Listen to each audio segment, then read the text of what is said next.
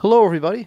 I'm John Locke, and I'd like to welcome you to the LockeInYourSuccess.com Trading Performance Podcast, where it's all about real traders, real problems, and real coaching. Listen up and enjoy the segment. This is a question and a topic that comes up a lot, not exactly this question, but in a lot of different questions, and it's basically the same topic. And I want you to look at this topic from a different frame because this drama that goes on in our heads about getting the best deal, it's not helpful. You want to focus less on whether or not you're getting a good deal and be more focused on whether or not you're doing the right thing at the right time. So I'm just going to give you an example in a different category. I bought a house in Florida. When I was buying the house, I thought the house was worth $280,000. So we go down, we'll go to the realtors, where I did my own research. Realtor told me, when I told him I wanted to buy a house for $280,000, he kind of laughed. He says, well, the market's hot now. What you're looking for is probably worth $300,000. Well, I didn't want to believe him. We put in several offers for the type of property we wanted for $280,000. No response. Not only did we get no responses, but the very same properties we had appointments to go look at them, and they were under contract before we even got a chance to look at them. So that tells me something about the market, right?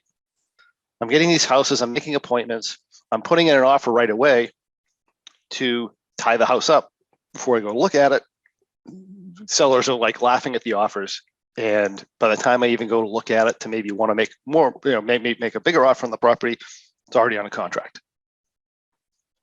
So I have a choice to make.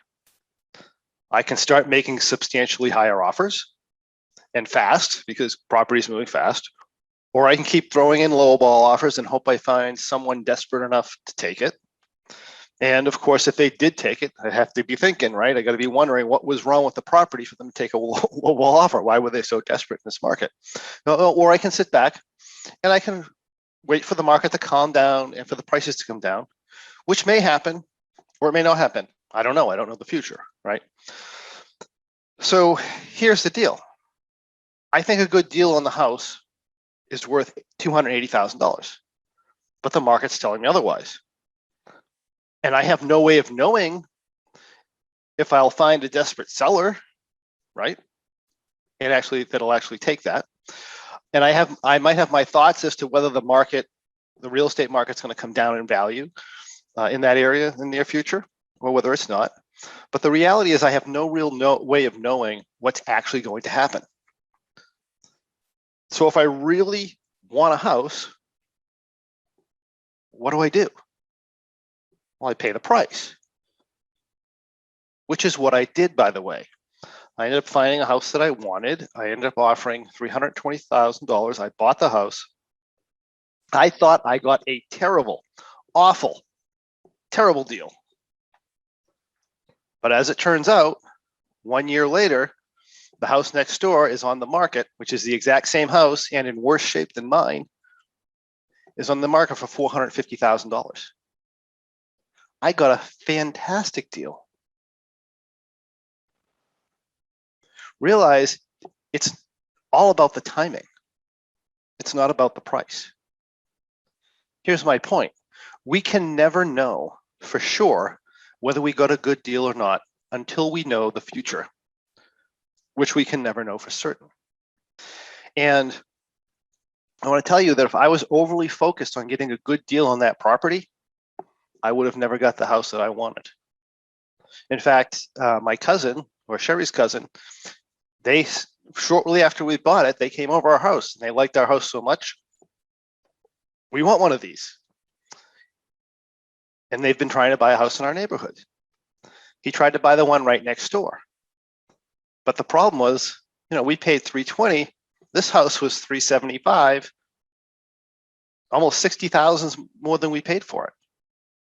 He said, that's a bad deal. I'm not going to take that. So we passed on it because he was looking for the good deal, which was really a bad choice because, if he really wanted the house, he should have bought it because now the house is worth $450,000 easy.